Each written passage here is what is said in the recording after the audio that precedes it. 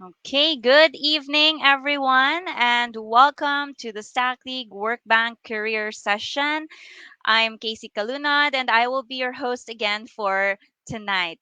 We have an amazing resource speaker for this session. If you can remember last time, we had a career session with WorkBank, and it was about the DISC personalities for career path and transitioning. So this evening, we are very fortunate to have another career session with them. And this time, our resource speaker will share with us some job search strategies. But of course, before anything else, we'd like to give you an overview of Stack League, especially if it's your first time to join a Stack League event. Everyone, please help me welcome Mr. King Bartolome, our growth associate. Good evening, King. Hi, Casey. Thank you so much for introducing me. Again, good evening, everyone, and welcome to another Stack League event. So, again, my name is King Bartolome, and tonight I will be giving an overview with Stack League. So, let's begin. All right. So, Stack League is the Philippines' first year round competitive programming tournament with its mission to develop programming leaders to inspire a nation into coding. So, StackLeague is powered by StackTrack's fully automated talent analytics and assessment platform, to which StackLeague gather thousands of IT students and professionals to compete and rank among the best programmers in the country. So, since it's a competition, a lot of you might be wondering or might be asking what are the things or what are the prizes that you can benefit when you join the league. So first, Stack League is launched or was launched last March 16. So it's a pioneering programming tournament gathering over or um, what do you call this? Gathering over 6,000 tech talents across the country to test their coding acuity with the promise of nationwide recognition, thousands of prizes, tech job opportunities, and invitation-only events. So, as I've mentioned earlier, it's a competition. So, the cash prize is never disregarded. So, our cash prize from 200,000 pesos is now at 300,000 pesos, and it will continue to increase. So of course, tackling wouldn't be possible without our partners. We have our co-presenter. We have JobStreet. For our gold sponsors, we have Microsoft, WorkBank, and Rakuten Viber. For our silver sponsors, we have AWS and Caliber. And our bronze sponsor, we have Accenture. And for our media partners, we have Inquirer.net and SparkUp. So also, we'd like to thank our community partners who help the league reach as many programmers in the country as possible. So moving forward with in the league, so for those who are new at Stack League, this is how the ranking system works. So you will start at the bottom with 0 points.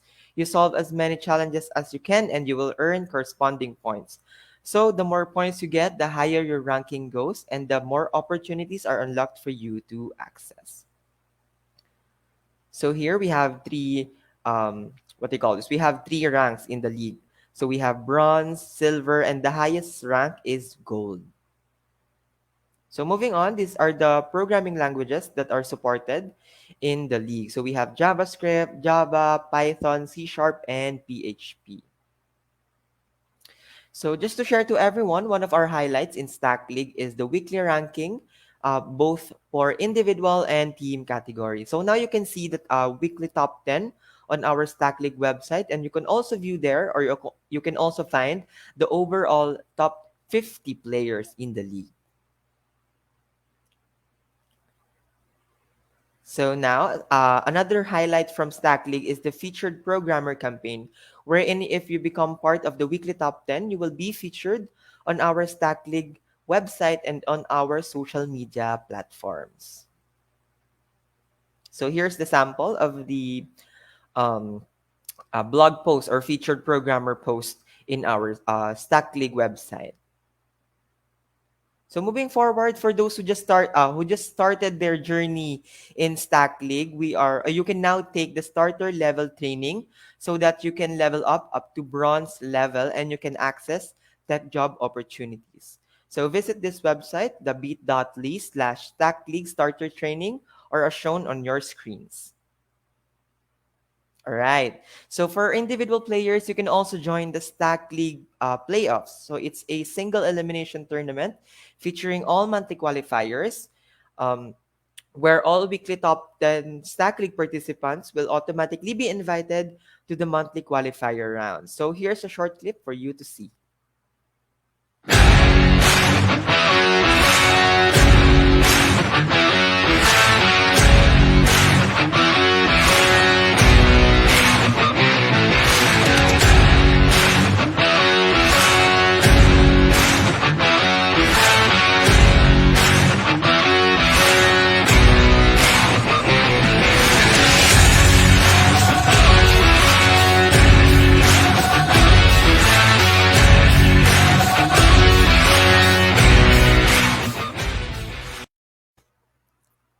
Okay, so we just had our second monthly qualifier round last October 25.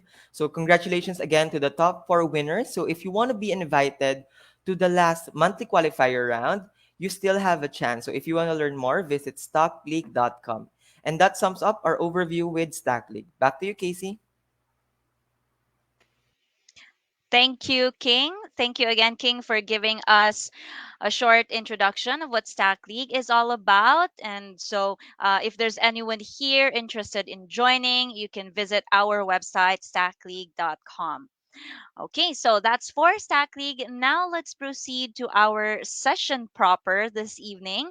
And may I remind everyone that if you have any questions for our resource speaker this evening, you can type them in the comment section so that we can address them later at the Q&A session. Okay, so without further ado, let me introduce our speaker this evening. Okay, so our speaker is a certified practitioner of DISC personality profile by Profiles International. She's also a certified Janus emotional intelligence practitioner. And as the training and liaison officer at WorkBank, she is tasked with recruitment, employer training and development, as well as product orientations and career seminars. So, just like this one. With over 12 years of working experience in the BPO industry in various support roles, she has mastered the art of CV writing and job interviews. Now, currently, the Talent Development Officer at WorkBank, let's all welcome Ms. Tania Mendoza. Good evening, Ms. Tania. Good evening. Hello, Casey, and hello, guys who are watching or with us tonight.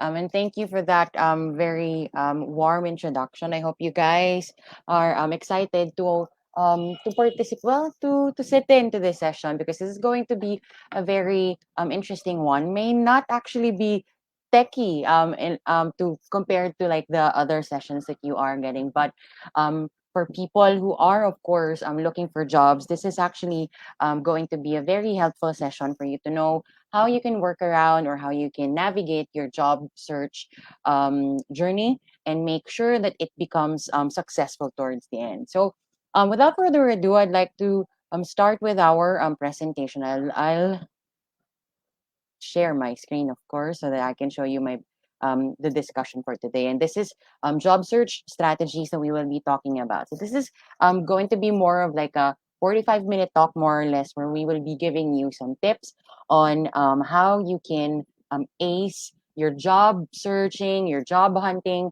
experience, and how you can land or get or find that dream job that you've always wanted to have. So, for those of you who are also or who've also just heard of us recently, WorkBank is a job site that has been operating here in the Philippines. And one of the things that we do for our job seekers is to conduct sessions like this one and share our expertise and our knowledge in terms of recruitment, job hunting, and all that other stuff. So, to know more about what we do as a company, please watch this.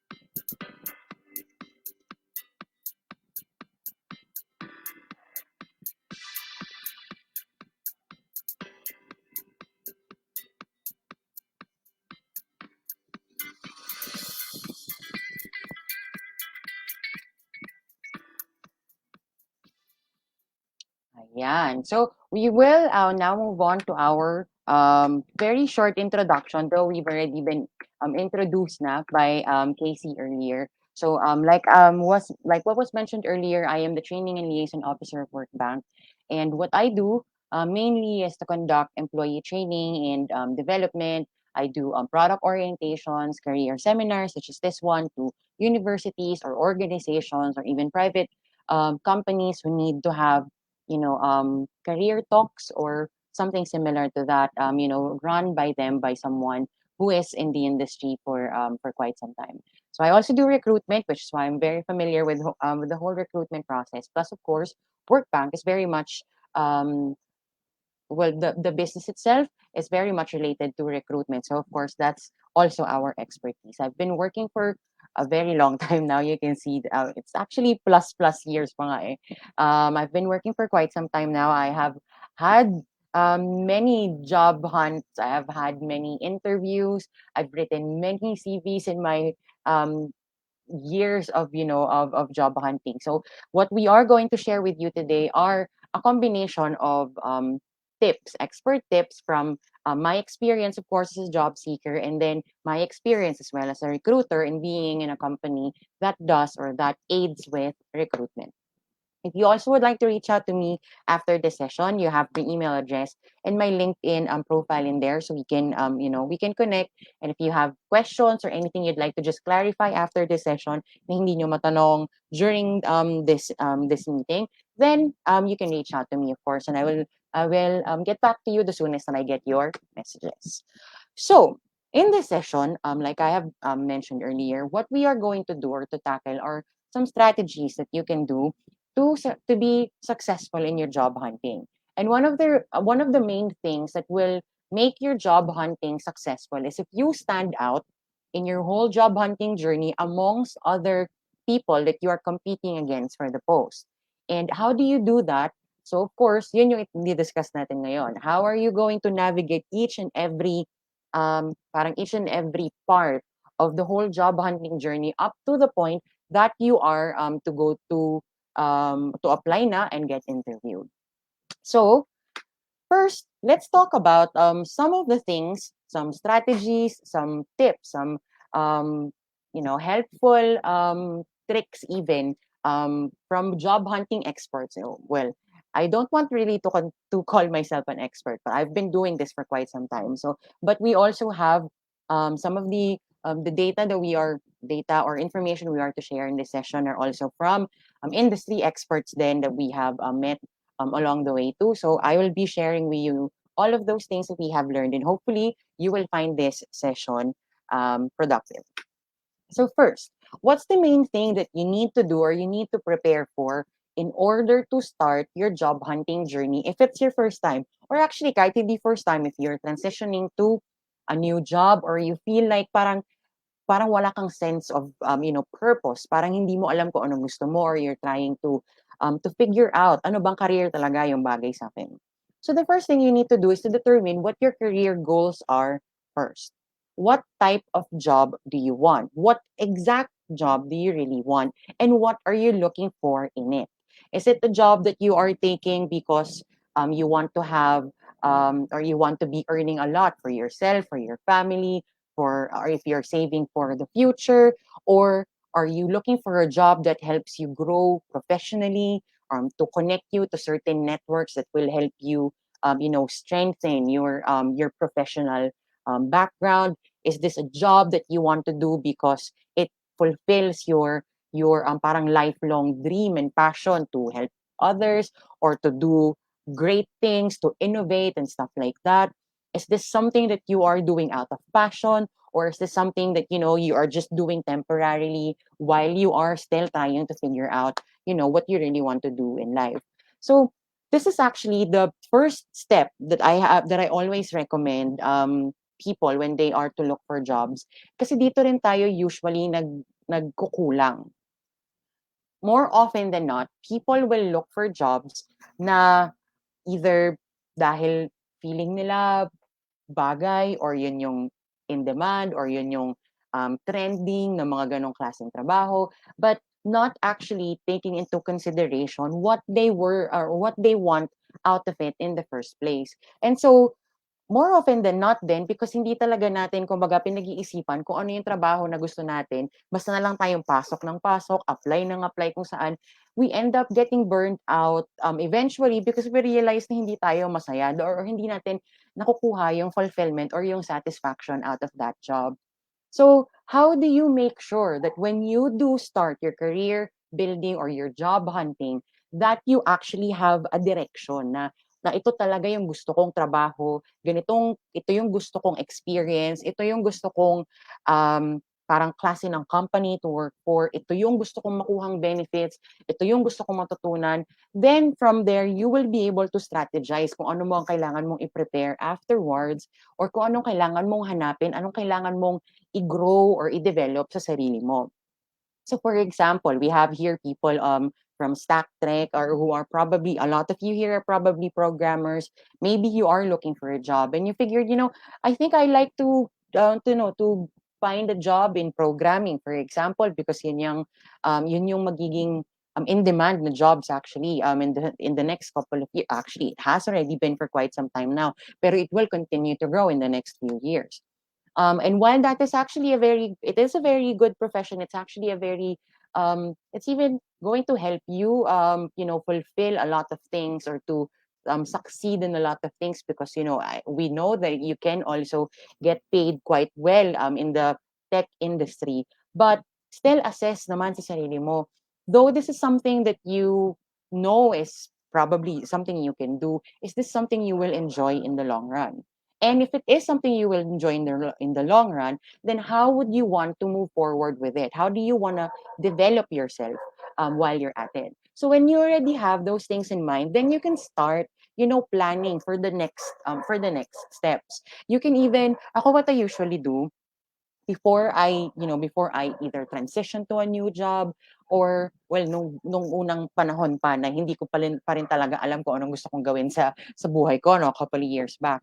I would write down parang the jobs or like the professions or even like position na gusto kong applyan or gusto kong yeah, I mean gusto kong applyan, and then you write down the pros and cons. Like if I for example apply to this kind of job, ano bang expectation sa akin? Ano bang skills na kailangan nila from me?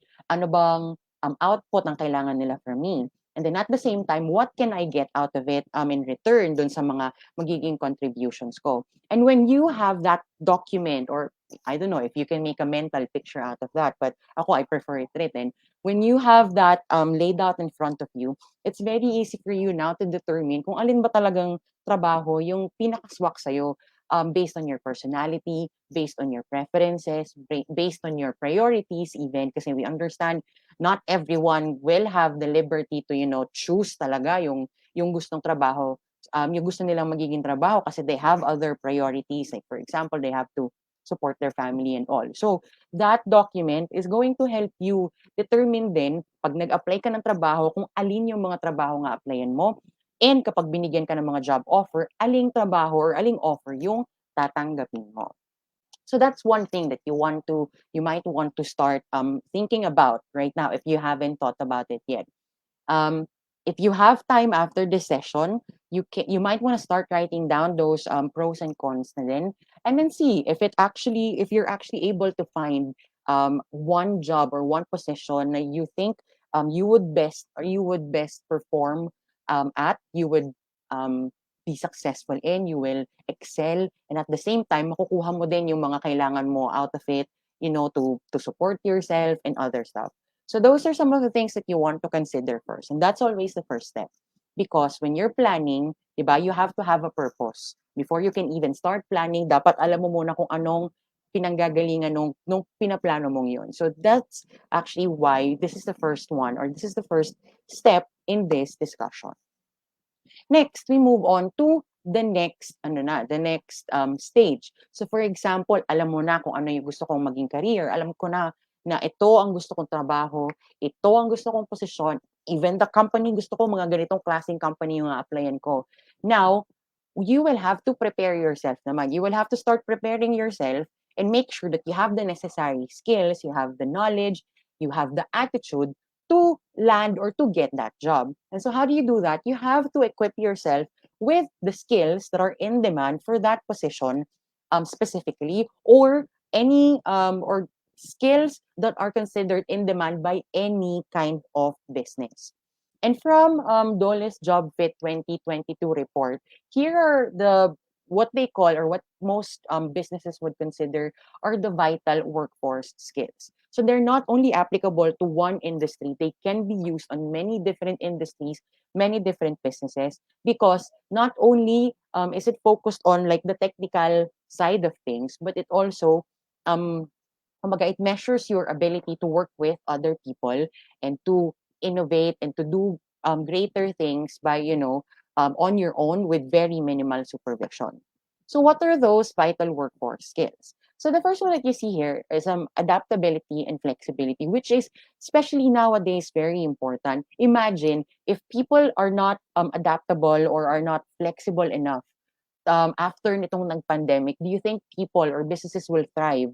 'Di ba? Na parang, okay, so I cannot afford or hindi ko kaya ng mag-work from home or hindi ko kaya na hindi ko nakita yung friends ko, which actually has happened to a lot of people. But the people who are able to survive and are able to, to parang to thrive, even though may pandemic at naka-quarantine, are those that are very easy or can easily adapt to situations, even challenges like that, and are flexible enough to make, changes when, it's necessary for them. And we understand that the future is it's very bleak. Eh. You don't even know kung anong mangyayari in the future. So having that ability to be flexible and to just adapt to situations, to cater or to tailor fit yung mga strategies mo for whatever comes your way will help you become more successful in not just job hunting, but in building your career overall. There's also the need to be tech savvy, which I think everyone in this session, I am assuming everyone is tech savvy. It's very important, of course, especially though we're living in a digital era and that almost everything is powered by technology. And so being able to adapt or to, kumbaga, to adapt to that kind of to technology on how to use it, being savvy enough to know how to navigate these technologies is very important kasi mapapag-iwanan ka if you don't. Next is having creativity and, being innovative. So when we say innovative, it's, building something better out of what is already existing. So kunyari, we have a lot of things happening now. We have a lot of technologies existing.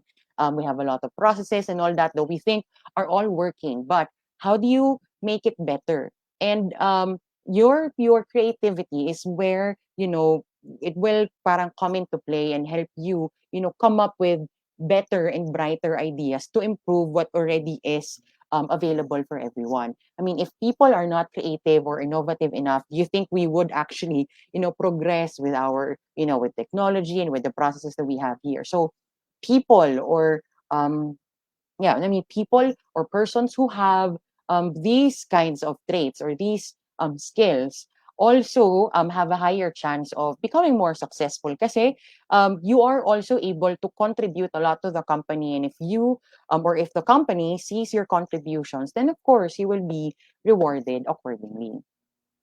Data literacy, of course, similar to, being tech savvy, is also important, especially in the digital era. You have to be able to, know how to navigate and how to manage data and how to even protect it, those kinds of things, because data is also one of the biggest things. Analyzing data is one of the parang most in demand parang um, job or skill in the future. So because we will be working with a lot of data, given that everything is being collected online too. So data literacy is also another thing, along with the tech savviness that you need to have. Critical thinking is also very important then, because especially nowadays when people do not really work with with your team in like a kumbaga in a closed setup or in a closed environment, um, most probably you will be working on your own.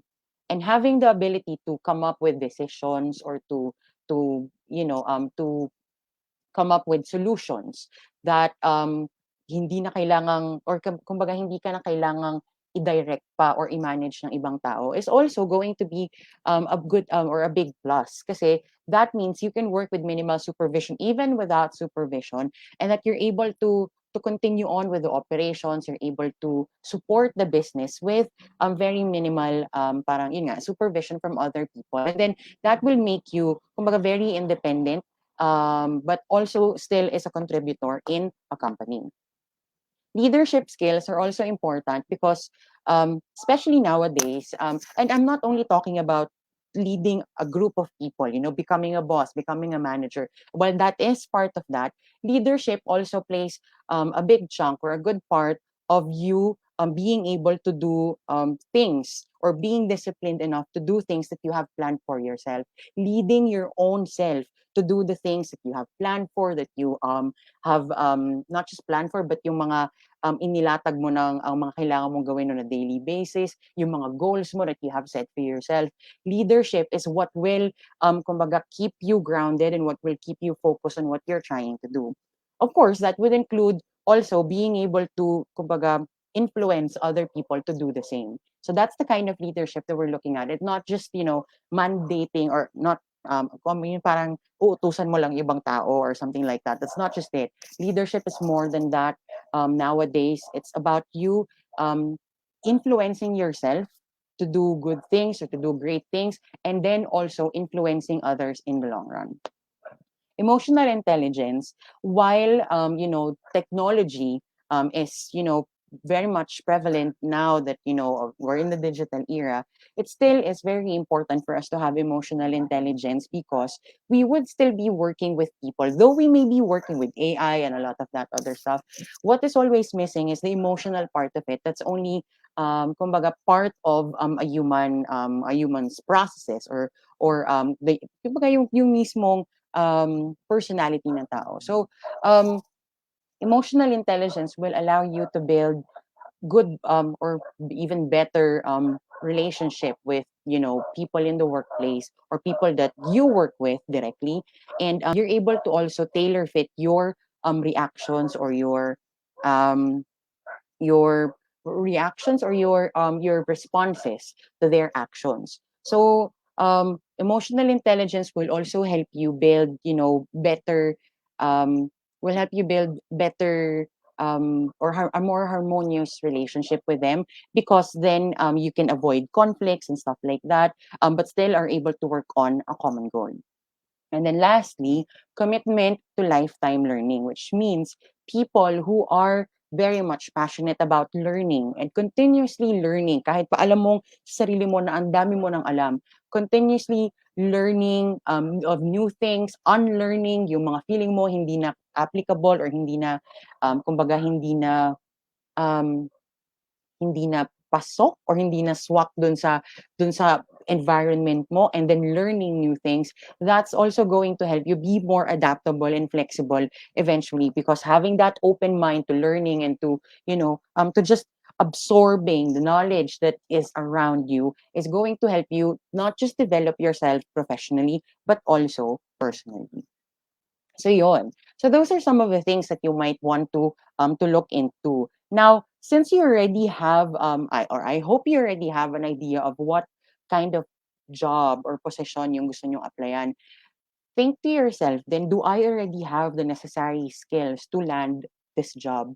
Do I even have these vital workforce skills that will help me with my job hunting, will make me be more employable?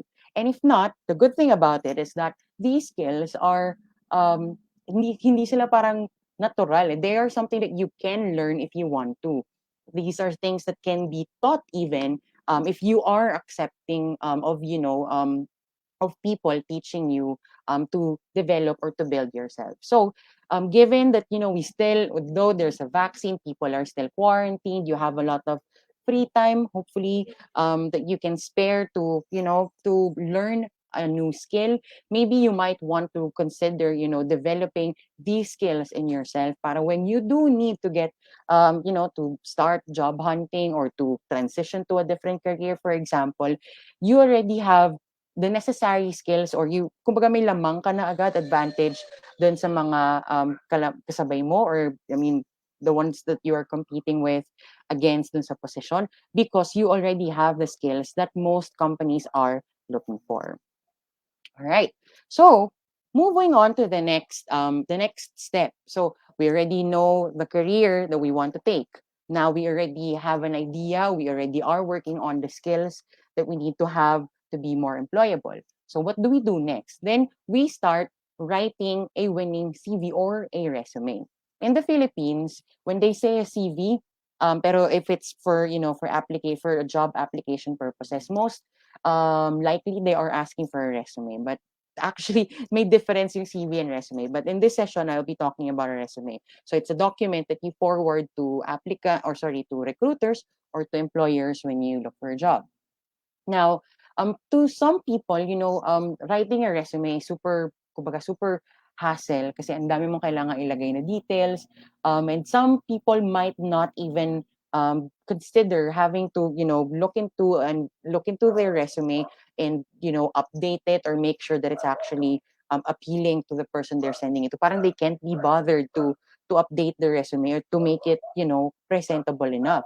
But actually, if you come to think of it, the first thing na makikita ni recruiter or ni employer sa'yo and would know about you would be your resume. It's kumbaga ito yung unang pumapasok sa pinto even before you get interviewed, even before you get to introduce yourself to the company. When you apply, the first thing that they will that you are going to send is your resume. So it's very important that you also write a good resume or a winning resume, one that will make you get that call back to be interviewed for a position. So it's very important that when you do write your resume, it has, the necessary items that a recruiter is looking for when they are screening applicants. So what should a good resume have or what's the anatomy of a good resume? So first, it has to have updated contact information. Why? Because kung hindi mo pinapalitan yung contact details mo dyan, phone number, email address, hindi mo na na-access yung mga yon, and recruiters try to call you, then how are you going to get that call, di ba? How would you know na meron na palang nag-i-invite sa'yo for an interview if the contact details that you have there are not updated in the first place? So always, if you are creating a lot of CVs, always make sure that you update it and make sure that the contact information is updated even before you send it over to the recruiter. Kasi naalala ko dati nung nag-apply ako ng trabaho, naka-save na lang yung resume ko sa Gmail ko. Pag may humingi, sinesend ko na lang ng sinesend. And I can't be bothered not to update the phone number and all that. And then I actually have lost a great opportunity to work for a company just because, I forgot na yung phone number ko palang nandun, yung phone kong nawala. So parang sayang, di ba? So if you really want if you really want to be considered for a position and you want to be contacted so that you can showcase yourself, then of course, dapat yung mga contact information dyan is up to date. You also have to write a strong and a concise objective or summary. So the objective or summary, pretty much just, summarizes kung ano yung kakayanan mo, ano yung skills mo, ano yung experience mo if you already have work experience, and what you can contribute to the company. So it doesn't have to be too lengthy na parang gumawa ka na ng isang buong paragraph, di ba? You save the paragraph to like, I don't know, cover letters most probably. But if it's a summary, you can limit it to like 2 to 3 sentences. If you have been working for quite some time, marami ka ng achievements na gusto mo idagdag, you can probably go up to 5 sentences, but nothing more than that. And again, it has to be strong and concise. So by strong, it means it has the necessary keywords na hinahanap ng recruiter to dun sa parang perfect candidate nila. So how do you ace writing your summary? First, ako ang recommendation ko parati is to look into the job ad muna na ina-applyan mo. Basahin mo yung job description. And then pick out the keywords na very important or yung kumbaga yung alam mong striking doon sa job ad na yon, and then use that in your own summary and apply or kumbaga i-link mo yon doon sa mga skills and experience mo. Para kapag nakita ni recruiter na ito, hinahanap kong profile, binuksan niyo yung CV mo, nakita yung summary, o nandun yung hinahanap kong mga keywords, for example, managing or using certain programming languages and all, nandun agad siya sa summary mo. Kahit hindi na niya basahin yung buong resume mo, sabihin natin wala talaga siyang masyadong time at they only have like, a couple of seconds to read through your resume, at least they already know that, oops, this person has check na no mga bagay na hinahanap ko, then you can probably be contacted for an interview after that. So that's why it's very important that you write a very good objective or summary, and not just those parang to be an asset to the company, and parang share my knowledge, whatever, parang ganun, right?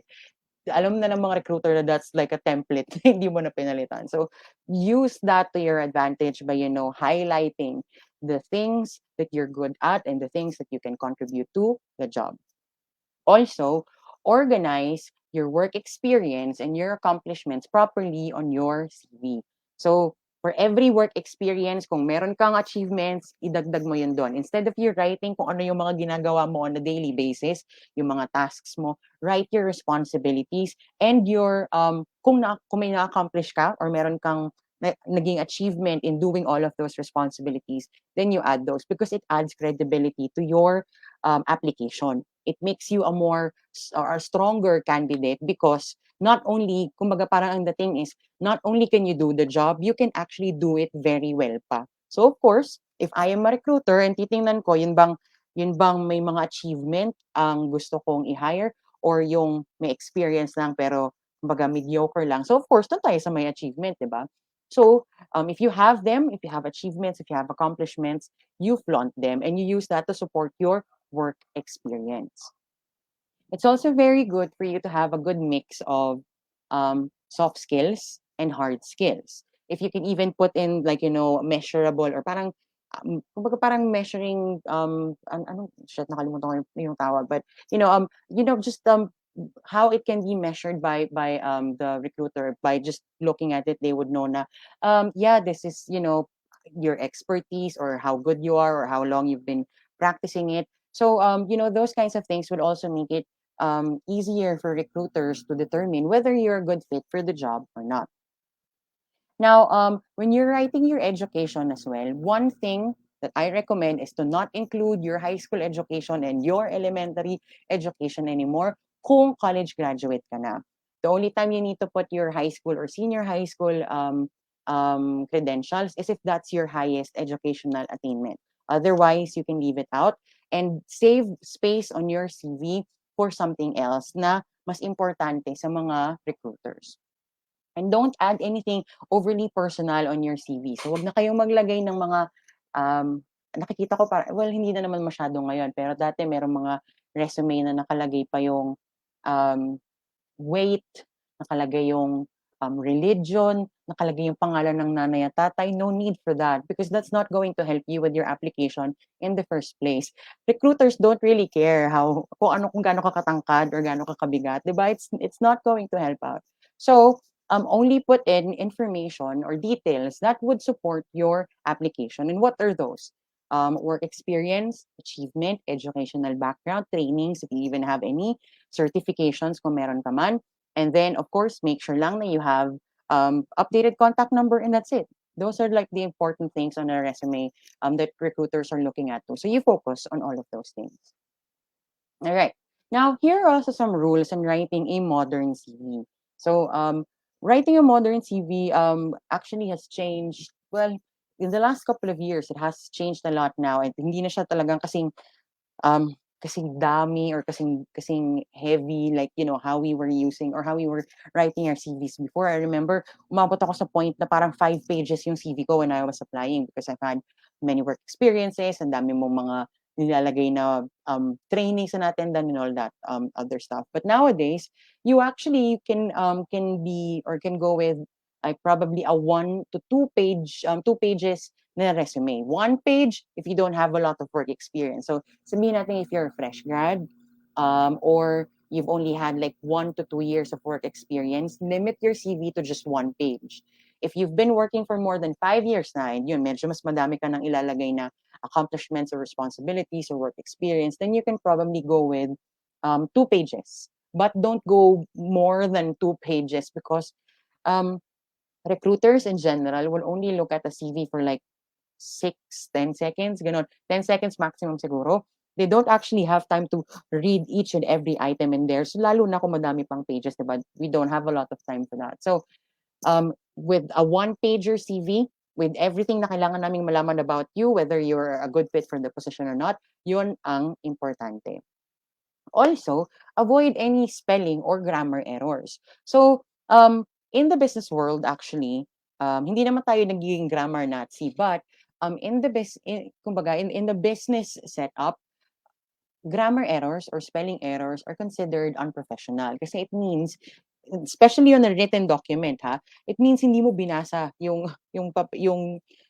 document mo or yung email or whatever man yung sinend mo, to know na may mga kumbaga spelling or medyo glaring na grammar errors pa. And we understand that not everyone is very good with, spelling and grammar, but a lot of, the things that we use nowadays would have spell checker or grammar checker. So on your resume, it's also expected that you use the same diligence, and, make sure na wala siyang anything, any of those kinds of errors that would make a person or would make a recruiter discount your application altogether. Kasi actually may mga ganong tao na parang 'pag nakita nila na, ay mali-mali naman yung grammar nung resume niya, kahit magaling ka, hindi na nila iko-consider yung application mo just because of that. Because, they find it probably unprofessional or, it's not very businesslike in the first place. So, either use apps or have someone else. Kung meron kang kakilala magaling mag-check ng spelling or grammar errors, have them look into your CV before you submit it to another person and make sure that it's spelling or grammar error free. Yeah.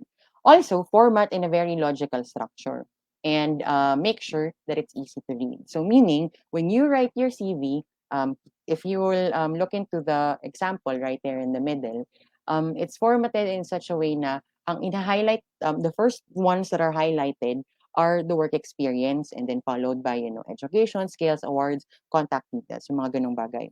So, same thing for people who are, writing their CVs. Good thing lang nowadays is that meron ng mga apps talaga na naka-template na eh. May mga layout na ilalagyan mo na lang ng details.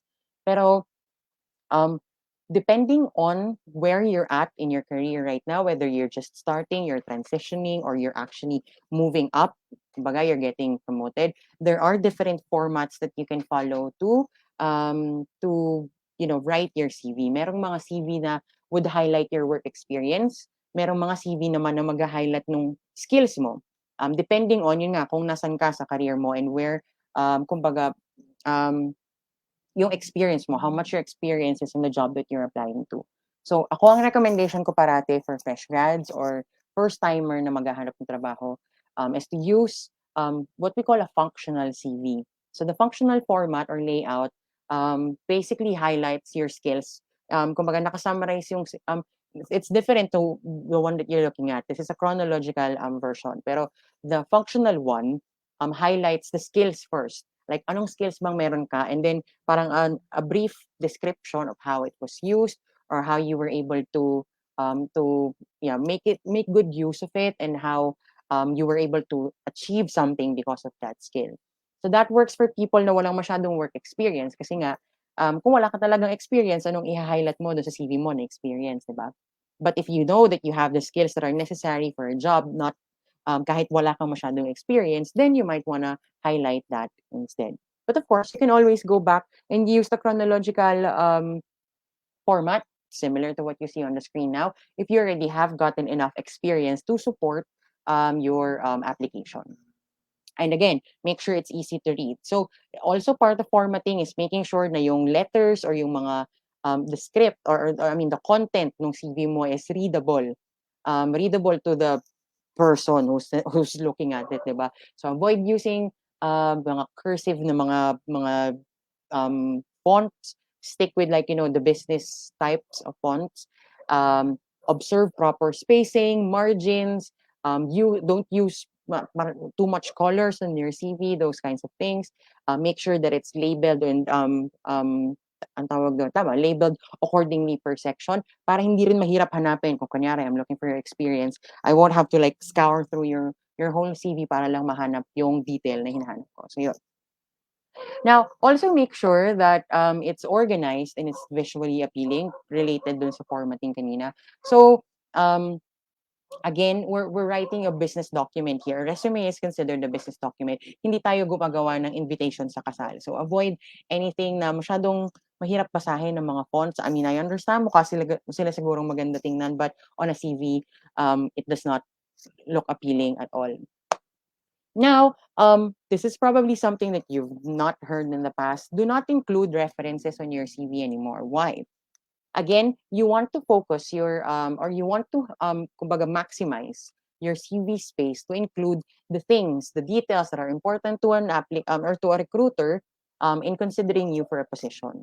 So don't waste that space for in writing a reference which hindi naman or kumbaga wala namang kinalaman sa application mo. You might wanna make use of that space in highlighting kung ano ba mga na-accomplish mo instead or ano bang mga certifications na meron ka or ano bang mga skills na meron ka that would make you more kumbaga a better candidate for that position. We will ask, recruiters will ask for the references once na-hire ka na. So, you give that to them afterwards kung talaga ma-hire ka na. If hindi ka ma-hire, oh, edi you can save that for the next company that you're applying to. Now, since you will be a lot of the time, or a lot of the time now, you will be sending your CVs virtually or via email, digitally pala, not virtually, digitally. So you make sure that you label it properly para hindi siya mawala dun sa kasama ng ibang CV. Kasi it usually happens na may magsasend ng application sa amin. And then ang CV na naka-attach, ang title lang is CV or resume, wala man lang pangalan. So, pag sinave ko na yan, hindi ko na alam kung alin siya dyan, di ba? Sobrang dami kong iba pa dyan na CV din na nakasulat. So, label it with your name and then either a dash or an underscore resume. Diba? That's how I usually do it. First name, last name, dash, resume. Para kapag dinownload ko at hinanap ko yung CV ng applicant na yon, di ba? Okay, hanapin ko lang yung pangalan niya. That's it. I can go back and review the CV and then contact you or call you for an interview and stuff like that. Ang dami nang nami-miss out ng mga applications or mga applicants kasi nga yung CV nila na lost na doon sa karamihan na puro CV lang. So don't be one of those. And then when you do send a copy of your CV, save it or send it in a PDF copy. Kasi when you send it in a Word format, for example, at yung receiver nung resume nyo do not have the same um, version of the app or do not have the same um, parang updates or they don't even have that same app altogether, it can mess up your whole resume and you don't want that, di ba? Pinaghirapan mo yun eh. So a PDF copy will save an image copy of the CV para pag sinend mo and na-receive ng recruiter, it looks the same way as you did it when you prepared that CV beforehand. All right. Okay. Another thing that you might want to do, I mentioned this kanina, that you want to highlight skills in your CV. You have to have a good mix of hard skills and soft skills because companies nowadays do not just look for people who can do the job, period. Companies are not looking for robots. They want people who can contribute and who can work with other people, who can resolve issues, who can collaborate and who can innovate and stuff like that. So your CV should reflect your technical skills or hard skills to be able to perform the certain task, programming, technical support, something like that, or any technical or any hard skill, yung mga functional skills for a position for a certain job. And then you add some soft skill as well, some traits that you have or some skills that you have that will show the recruiter that you can work with other people, you can work with minimal supervision, you're disciplined enough to do things on your own without another person directing you or managing you, that you can come up with good ideas, diba? Yung mga ganong bagay. That's what people or that's what companies are looking for nowadays. People who can do the job and can also make these types of other contributions using their creative side or using their soft skills as well. All right. Okay. So after you have written your resume, the next step would be to prepare for interviews. Dahil ito na, pag nag-apply ka sa trabaho, for sure, i-interviewin ka muna. I don't know if there is really a job nowadays that would not require an interview. So, hindi talaga siya may iwasan. The most you can do is to prepare for it. Now, how do you prepare to for an interview to make sure that you ace it? Ako, ang recommendation ko lang parati is to follow what we call the 3 Ps of interviews. Plan, practice, perform. Actually, hindi lang siya talaga sa interview applicable eh. No? Kahit sa daily life natin, it's applicable. You plan, you practice, and you perform. When we say plan, di ba, ahead of time, isipin mo na agad, una, ano bang klaseng company yung ina-applyan ko? Mag-research ka na, ano bang klaseng trabaho yung ina-applyan ko? Ano bang responsibilities nito? Kaya ko bang gawin ang mga trabahong to? Kung kaya kong gawin, ano bang mga skills meron ako to prove na kaya kong gawin itong mga to? Anong experience meron ako to prove them na kaya kong gawin itong mga to and I can actually be good at it. You also think of what could be possible interview questions. Para pagdating mo dun sa interview, hindi ka nganger. Yung mga ganong bagay. You plan for your responses accordingly. Para when you are interviewed, kahit pa medyo, di ba, you're feeling nervous kasi parang gusto ko tong trabaho to, sana matanggap ako. And then at the same time, you're not used to being interviewed, you're ready because you have planned and prepared for it ahead of time. And once you have laid down yung mga plans mo on how you're going to do the interview and how you're going to ace it, then you start practicing. So kung kunyari nakapaghanap ka na ng listahan ng nakapaglista ka na ng mga possible interview questions, 'di ba? May mga and it's usually the same thing naman na tinatanong ng mga recruiters in an interview. So you can easily Google, common interview questions. And then you practice answering them. Either you get a partner to do mock interviews with, or you practice on your own. That's what I usually do. And you look in, you stand in front of a mirror, you sit in front of a mirror, and you talk to yourself. Medyo nakakatawa siyang tingnan, di ba? Kasi you're talking to yourself. But if you do it that way in front of a mirror, you can see your facial expressions. You can see kung nagmumukha ka na bang parang medyo bored or mukha kang mayabang or maangas when you're giving out your answers. So those kinds of things can be easily um, can be easily spotted when you're either talking to yourself in front of a mirror or you have someone who is talagang binabantayan ka and is actually there to give you feedback to improve on your interview skills. Kasi there's really no other way. Kumbaga, siguro, I mean, there can be phone interviews na hindi mo kailangan makita ka nung ano, 'di ba, nung recruiter, but they will still hear you. So how you deliver your lines, halata bang ni-rehearse mo, halata bang binabasa mo lang, 'di ba, yung mga ganung bagay. But when you practice, eventually, it becomes permanent na when you deliver your lines, kahit pa scripted siya, alam mo, sinulat ko yan, nakalista yan sa at may mga cheat sheets pa ako. Pag dineliver mo na siya, it will come out naturally because you have practiced over and over. And so that's also or that yeah, that's the second thing in preparing for job interviews.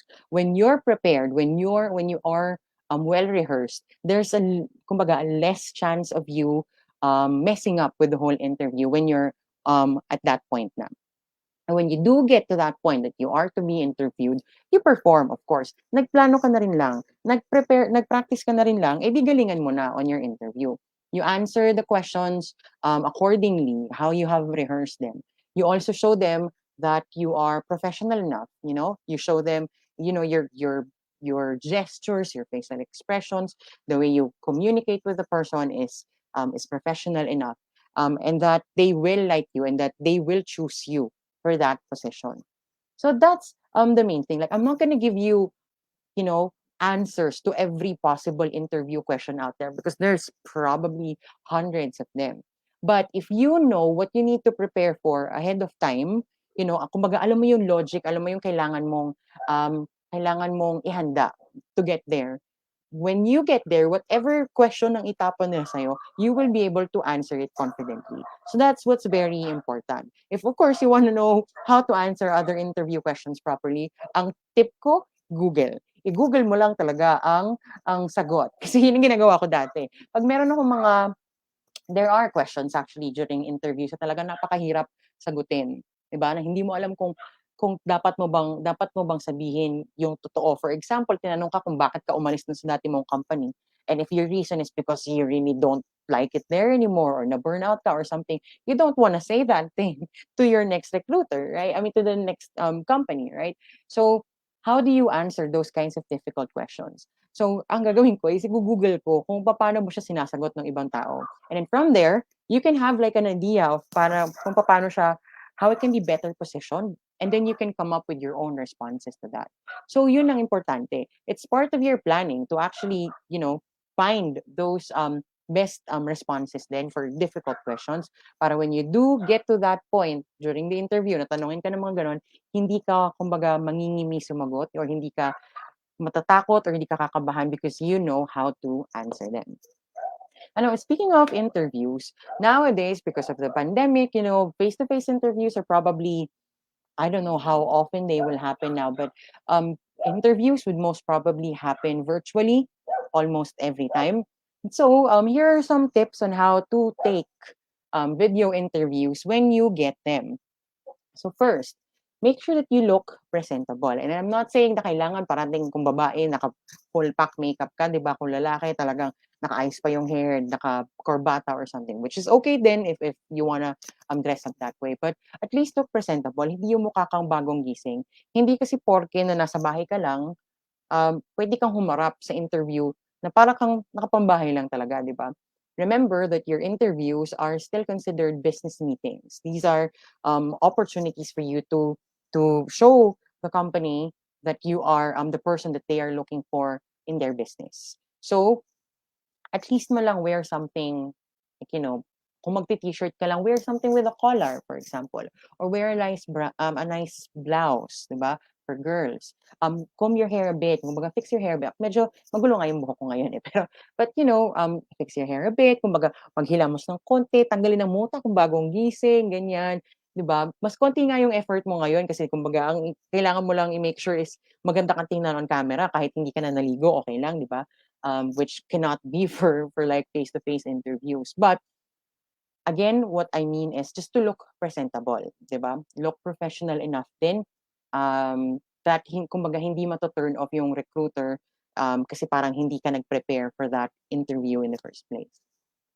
And then if you also live with family or housemates, ask them for their cooperation na pwedeng wag niyo muna akong guluhin or wag niyo muna akong istorbohin while meron akong meeting. Wag kayong lakad ng lakad sa likod ko or wag kayong sigaw ng sigaw, 'di ba? Kasi not only can it distract you during the interview, it might also distract the person that you're talking to and parang maa-annoy na yung kausap mo, yung interviewer na parang ang ingay-ingay sa background mo, hindi kita marinig na maayos, 'di ba? So, to avoid that, just let them know ahead of time na, okay, meron akong interview happening at this time. So kung pwede, wag muna kayong maingay, baka pwedeng lumabas muna kayo or kung hindi pwede, ikaw humanap ka ng space where you can take that interview uninterrupted, which is very, very important. Same thing kung meron kayong mga alaga, mga aso na tumatahol, yung mga ganong bagay, may mga manok na tumitilawak sa background, di ba? You don't want that to, kumbaga naging highlight na ng ng interview mo. So, move away from those. Hanap ka ng ibang spot na hindi masyadong maririnig yung mga ganon. At least makaka-focus ka on your interview and the questions that are being thrown at you. And then check your internet connection. Alam natin dito sa Pilipinas, hindi talaga 100% reliable ang internet. Diba? Hindi tayo sila sa soberano na sobrang ganda ng internet connection. Unless you have that kind of connection, then good job. Pero more often than not, your internet connection might actually be kumbaga unreliable. So, and hindi natin masasabi yan eh, di ba? Parang bigla na lang siya mawawala or something. Always prepare a backup instead. So, for example, kagaya ngayon, I'm connected to my Wi-Fi, pero I have my phone as backup at pinaloadan ko na ahead of time, di ba? Meron na siyang naka-ready pang internet. Para kung mawala man yung Wi-Fi ko, meron akong kakonekta na agad na internet para I can go back to the interview because you don't want to lose that opportunity being interviewed for that position just because nawalan ka ng internet. Kasi not every company or not every recruiter will give you a chance again. So, kapag binigyan ka na ng chance to be interviewed, galingan mo na. Also prepare a good background or good lighting. Unfortunately, kasi, I can't change my background, but usually I would have a background image kapag hindi talaga, ano yun, pag medyo magulo yung likod mo. But you also have to have like good lighting na hindi ka parang mukhang nasa witness protection program kapag ini-interview, 'di ba? Na parang puro shadow na lang. So find a place, find a spot where you have good lighting. If it's, natural light is actually better. Pero kung kunyari, kagaya ngayon, gabi na, nawala ng natural light, then what you want to do is to make sure na you have ilaw naka-turn on, 'di ba? Mga gano'n. And then test your audio and your video. 'Wag mo nang gamitin yung oras nung interviewer mo kakatanong, naririnig niyo po ba ako? Nakikita niyo po ba ako? Kasi that's a waste of their time. And more often than not, recruiters would not have a lot of time to spare para hintayin na marinig ka or makita ka dun sa interview. So, baka ma-miss out mo din yung opportunity na yun just because of that. So, again, just make sure everything is ready before you take the interview. At least 15 minutes before the interview, everything is all set. All right. Okay. So now that you have prepared for everything, it's now kumbaga the time to apply and get hired. And this is where WorkBank comes into play. So WorkBank, as I've mentioned earlier, is a job site that has been operating here in the Philippines. And we're also a job site that invests in job seekers, not only by connecting you to opportunities that are out there, but also provide benefits that upgrade the whole job search experience. The job site or our virtue or kumbaga ang talaga ang pinaka core namin is malasakit to people. So we want everyone who is looking for a job or building their career to have a one of a kind experience. And how do we do that? We offer free training and seminars. We offer application assistance. We have lifestyle perks, membership discounts. We have career tips. We have seminars such as this one to make sure that you are prepared when you go into the real world and start looking for a job. And so, in order for you guys to take advantage of, the work bank experience, I am encouraging everyone to register to Workbank and to create your job hunting profile as StackLeague users. We have created a dedicated link for you guys by going on to workbank.com/StackLeague. And once you have created a profile at Workbank, you can start, browsing through the IT jobs that we have available on the website, and also take advantage of our application assistance, of our lifestyle perks, to help you with your job hunting and make it a little bit more exciting and a little bit more enjoyable. And so that's it. I am hoping that I would actually see you guys at Workbank and that we will be able to continue on with these kinds of engagements in the future so we can help you land your dream job. So that ends our discussion. I think we're right on time. Okay. So thank you very much for having us today. If you also would like to get updates about Workbank and the events that we hold or the discounts, so we have the new partners that we have for lifestyle perks and discounts, follow us on our social media channels. We're on Facebook, Twitter, Instagram, we're on LinkedIn, we're on YouTube, and we're also on Discord. If anyone here is on Discord, you mga millennials, and you want to connect with us and you want to just chat with us and just get some tips, get some updates from us. We're on Discord. Just look for Workbank Lounge, and we will accommodate you. And so, thank you very much for having me today. Let's go back to our hosts. See if we have some questions, no, that we would Yes, like to answer. yes, we do. We will now start our Q&A session. Thank you very much, Ms. Tanya, for the very comprehensive and informative presentation about job search strategies. We hope you guys have learned a lot. Now let's go over the comments here for our Q&A. Okay. We have a few now. We have from Itigo. I noticed that even with the good credentials and interest, but another person with connections land the job. How to deal with this po? Well then, ako, ang practical solution ko to that is to find a company that values your worth. Kasi hindi natin talaga kasi maiiwasan yan eh. There are companies, there are recruiters that would prefer those that they know. Referrals or, kumbaga may mga backer, yun yung tawag. But then Mm, again, there are also companies that would look at another person's credentials instead and their abilities for them to get hired because I mean, 'di ba? I mean, I don't have any connections with the company that I'm with now, but they hired me. So find that company that will hire you for your skills and what you can contribute and what you can bring to the table. Okay. So, do you think, Miss Tanya, they should still go on and apply for this one with that in mind? Well, it's not a bad idea to try. Baka naman bigyan ka nila ng chance, 'di ba? Pero if you already know that that's the kind of kumbaga ganun ang style nila eh. 'Di ba? Hindi na natin talaga alam mo na agad na ganun ang mangyayari. Why would you subject yourself to such effort and such great lengths to prepare for that when you know na baka naman nga ganun ang mangyari, hindi ka rin i-hire dahil yung mas ang Mm, i-hire is yung mas kilala nila, 'di ba? So, mm, move on na lang, hanap ka na lang ng ibang marami pa naman sigurong ibang opportunities diyan. But if you have a lot of time to spare and mm, willing ka naman to go through that and, risk mm.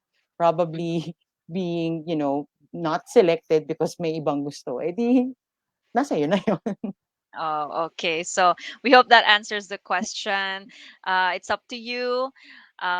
It's also good if you research the company first, try to know them and see how it really works with them. Okay, thank you so much. We have from JZ Tan. Mhm. I still don't know what I want to do. How do I find and know what? No, it's what I want to do. So, Ay parang naku, pinaka-first na step talaga. oo, 'di ba? Ang hirap. Naalala ko siguro feeling ko mga nasa early 20s 'tong si Jay-Z 'no. Kasi ganyan din ako nung nagsa-start ako nung kabataan ko, 'di parang ang tagal-tagal na. Hindi ko talaga alam kung anong gagawin ko, I feel so lost. Um, But then again, I'm not sure if you were able to attend my session last time. It can help you. Yung profiling, di ba, yung personality discussion last time, na one thing that will help you, or one thing that can help you determine kung ano ba talaga yung gusto mong gawin sa buhay, or ano yung career na dapat mong i-take, is to consider jobs that match your personality or yung preferences mo. And that's what we were discussing last time.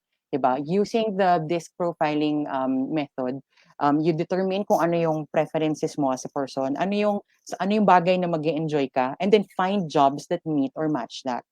So it might not necessarily be what you're pursuing right now, or it can be kung makakahanap ka ng ganong opportunity, but that's one step. And then, um, if you haven't really thought of, what you really want to do in life, picture yourself, kasi tinatanong din yan ng mga recruiter dati, where do you see yourself 5 years from now? Picture yourself 5 years from now. Ano bang nakita mo? Anong nasaan ka or anong ginagawa mo? If maybe you can have a clear picture of what you want to be or where you want to be 5 years from now, then you can probably determine kung ano yung dapat mong i-take na career or trabaho at that moment of time, moment in time. Ganun. Mm. So it's also the your personality heavily Mhm. affects the job that you want to get. So try to get to know first what you like, what are your inclinations, so that you have an idea on the kind of job that you want to get. Thank you so Correct. much for that. And we have from AJ. Okay, it's quite a long question.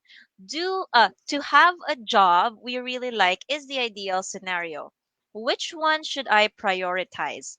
Apply for a job I like that I'm not sure I can get, or apply for a job that I have a chance of getting, but it's not something I really want to do? O parang may existential question, no? Okay. 'Di ba? Parang to do or not to do. Okay. So, actually was in the same dilemma. 'Di ba? Parang do I go for something na kasi I remember when I was like 20, I think I was 23 when I realized na I wanted to do HR or any HR related job. But then back then, I didn't have a lot of credentials to back up any application for HR. So for sure, alam ko hindi ako matatanggap, 'di ba? Mm, I can try, pero kumbaga alam kong sasablay kahit sabihin natin na ano na may kakilala ako or whatever, alam kong hindi ako obra. So what I did is that I kept in mind kung ano talaga yung gusto ko. So ito pa rin ang gusto kong career. Pero I looked for opportunities that will give me the experience that I need so that by the time na gusto ko na or ready na ako na mag-apply dun sa posisyon or dun sa trabahong gusto ko, mm, backed up na ako ng credentials ko. So mm, to answer your question, AJ, siguro if you're starting, it's best for you to start with something where you can gain a lot of experience first, mm, diba? Where you can hone your skills. And then mm, once you have the necessary skills and experience, then you can probably start applying for that job that you really want.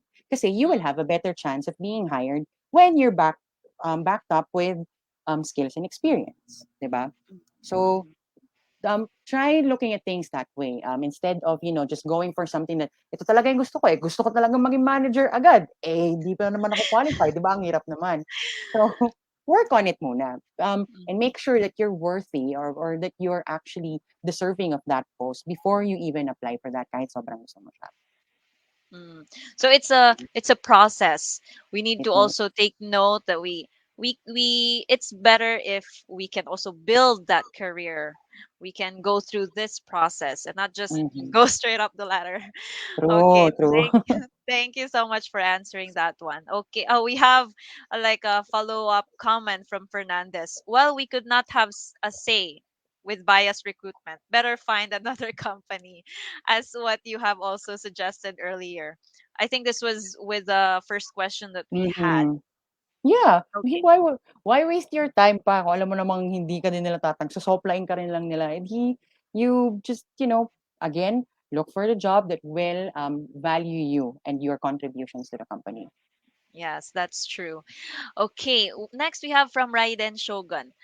What should I do if I have followed best practices in job seeking, then failed to be accepted to my dream job? Okay, pray, charot. Okay, hindi. So, let's pray. Hindi. Actually, you know, um, failures are part of it's part of life talaga. You Mm, can't always get what you want, and there will always be better people than you, 'di ba? mm, You can be a good, sabihin natin, you can be a good candidate, pero there might still be someone better than you, kaya hindi mm, ka natanggap for that position. So don't feel too bad about yourself. Instead, learn from the experience. If you can get feedback from the recruiter, parang saan ka ba kulang, or what do you think should you improve on, and then you mm, work on that. Para the next time you apply for a job, then you will get hopefully hired. When I started looking for jobs, I had to apply to, like, I think 15 companies. First time ko nag-apply ng trabaho, 15 companies. 15 na in-applyan ko na noong unang panahon magwo-walk-in ka talaga, eh, 'di ba? Hindi online, eh. mm, mm, Napupuntahan mo isa-isa. I was, kumbaga, well, I failed every interview pretty much. After nung 15th ko, yung pa 16th interview ko, dun lang ako sinuwerte. Um, Mainly because nasanay na ako dun sa interview process. Alam ko na kung paano sumagot. Kasi sometimes, kahit pa you're following best practices, or you think you're following best practices, you might be missing out something na hindi mo na-figure out, hindi mo na-realize until someone points it out. mm, Um, and then when you're enlightened na parang ito pala yung kailangan kong gawin, you start working on that, and then you practice, and then you keep applying what you have learned to improve on yourself. Eventually, you will find a job, and you will be hired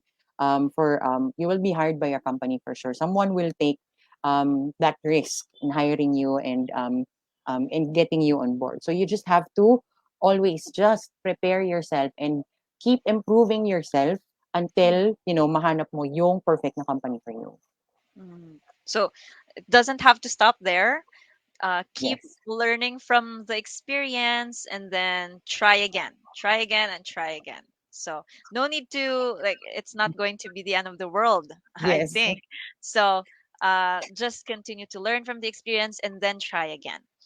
Okay, thank you so much. Next we have from Gracia Tapulgo. Mm-hmm. What would your advice be for those incoming fresh graduates that will apply or are looking for a job? Well, I have given a lot of advices kanina for, fresh grads, no? But ang main thing talaga that I tell fresh grads, even yung mga interns namin, is to Mm, um, actually be open-minded to learn. Like, mm, kumbaga, this is your first attempt at the job. So, keep your minds open to the possibility of learning. It doesn't have to be like the most prestigious title right away, eh. 'Di ba? mm, Kagaya nga ng sabi ni Casey kanina, it's a process. So it doesn't matter if you start from the bottom, 'di ba? And then you work your way up. Because that's where you will gain experience, and that's where you will learn. And then mm, eventually, that will also help you determine kung ano ba talagang gusto mong gawin sa buhay. And so, just trust the process and just keep an open mind and continuously learn. Find every opportunity for you to learn because you never know, baka makahanap ka ng panibagong skill or panibagong passion. And then Mm. you will eventually realize what you want to do in your life afterwards. So, as a fresh graduate, you're still in the starting line. So, build up the experience. That's the most Yes. important thing you can do. Mhm. Okay. Next, we have a few more questions here. We have from K Monato. How can I get a job that is far from my finished course? That actually happens naman eh. Not everyone Mm, will get the job that's, yun yung pinag-aralan nila ng college. But how? The question is how, 'di ba? How can you get a job? Then mm, you have to have an experience at least, kahit mm, informal experience dun sa trabahong yun, or you have to have the necessary skills for that job.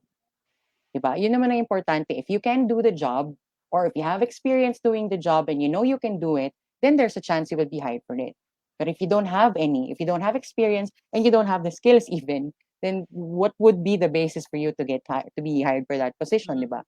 So again, we go back to building experience or having experience, building your skills, para whatever job you apply to, whether it's malapit sa course mo or not, you will have a better chance of getting hired. Yeah. So it goes back to, because in this case, I think you're starting again. It's like you're Mm, starting. In the from starting line scratch. again. Yeah. Oo. So build on the experience again. So Yes. it's still a process. It doesn't follow that if you finish this course you have to go through that path. Mhm. We have also talked about this from our last session on how to transition from careers. So uh, always build on your experience. Yes. Okay. Thank you for answering. And next we have from Chris Malaka. Do you have any tips after being hired from a job interview? So after the whole process. Tips after na-hire ka na, kailangan pa ng tips. Okay. So, what's the next step after a job interview, 'di ba? You were hired na pala. So, I'm not sure if by hired you mean you were given a contract na or you were just given a job offer. So, let's say it's just Mm, a job offer. mm, Don't take the job offer right away. Yun ang pinaka-tip ko mm, for people. So kunyari binigyan ka ng job offer ngayon, just kahit parang alam mo gusto mo na siya, don't take it right away. Bring it home, parang sit on it, read through the fine print, read through kasi minsan kapag sobrang excited ka, pirma ka na lang agad, hindi mo alam yung ano yung pinirmahan mo, minsan hindi pala yun hindi mo gusto, 'di ba?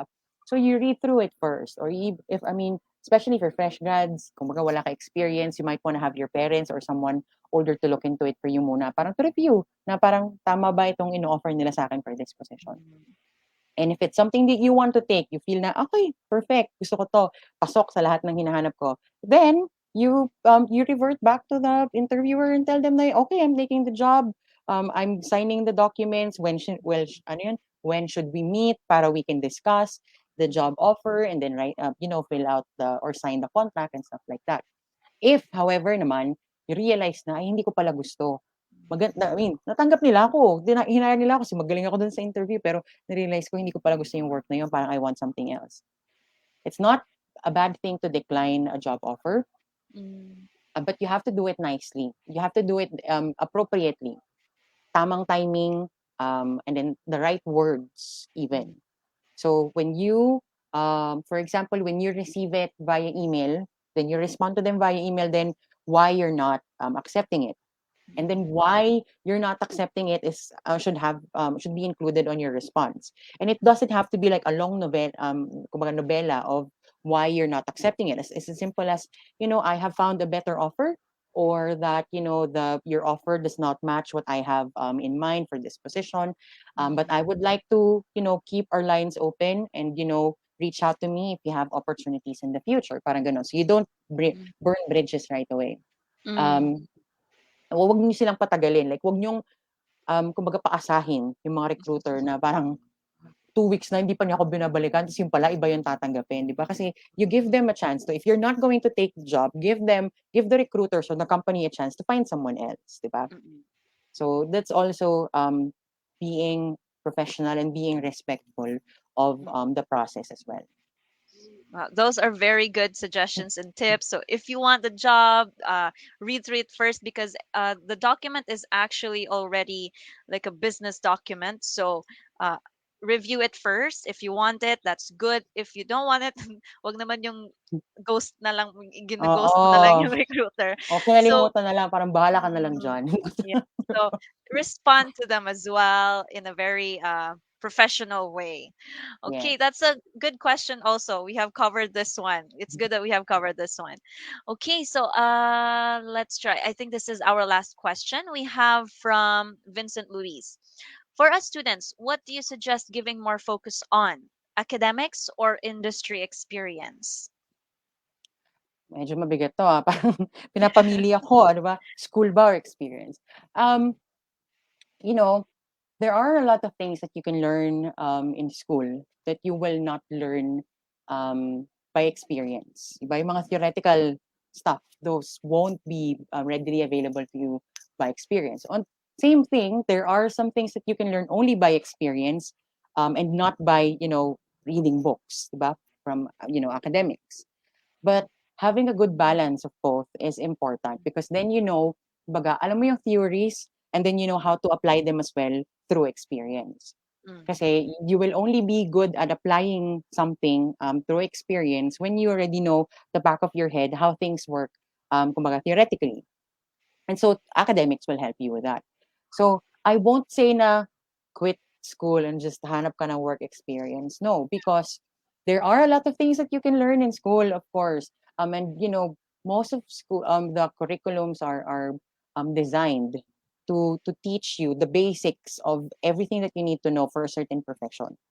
So you learn as much as you can from those, and then retain what you have learned and then figure out how you can apply that when you start gaining your experience. mhm, Because, I mean, I would understand. May mga ibang bagay talaga na itinuro sa atin sa school hindi naman talaga naging applicable sa buong pagtatrabaho ko, I would admit, But it will come out, kumbaga, lalabas din yon one of these days na kailangan mo pala na inaral yung mga ganong bagay, especially if you realize na iba palang career yung gusto mo or bigla na lang just for whatever reason required siya or kailangan siyang gawin dun sa company mo. So mhm, while you have the chance to learn from an academy, from a university, take advantage of that mm, and learn as much as you can.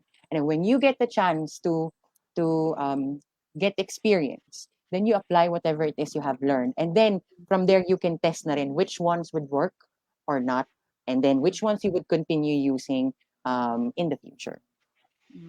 That's a very good suggestion. So it doesn't have you don't have to really choose academics or industry experience. They more or less they work together. They support each Yes. other. So Mm-mm. thank you very much for that. Thank you also for this question. And I think that wraps up our Q&A session. Okay. Okay. So I think that's it for our Q&A session. Thank you very much to all your questions. Thank you very much, Miss Tanya, for imparting with us your invaluable knowledge and experience. Thank you Mhm. to everyone for your questions also. We hope this has been a very fruitful session for everyone. Okay. So before we end, we do have just one announcement for today. So I mean, for this evening. So, as Sir King has mentioned earlier, Stack League playoffs is still ongoing. So, we are now down to our last monthly qualifier round. So, solve Stack League challenges now and then get invited to the November qualifiers. So we hope to see you there. And that sums up our session for this evening. Again, thank you for joining us at the Stack League Workbank Career Session Job Search Strategies. If you also know someone who should be part of the league, please invite them to register now at stackleague.com. See you at the next Stack League event. Have a good night.